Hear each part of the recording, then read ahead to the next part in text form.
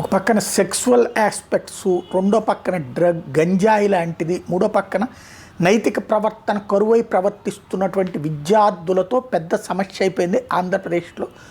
దాని పర్యవసానంగా ఎదురవుతున్నటువంటి ఇబ్బందులను దృష్టిలో పెట్టుకుని నారా లోకేష్ చంద్రబాబు సీరియస్గా ఆలోచించి తీసుకున్నటువంటి నిర్ణయం ప్రవచనకారుడైనటువంటి చాగంటి వారిని సలహాదారుగా పెట్టడం.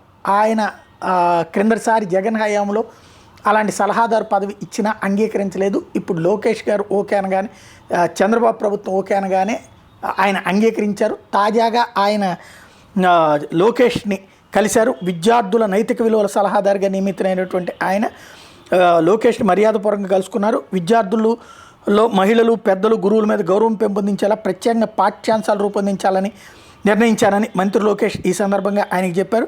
ఇందుకు మీ వంటి పెద్దల అమూల్యమైన సలహాలు అవసరమన్నారు. విద్యార్థుల నైతిక విలువలు, సత్ప్రవర్తన పెంపొందించే తన వంతు సలహాలు, సహకారం అందిస్తానని ఈ సందర్భంగా చాగంటి వారు కూడా చెప్పారు.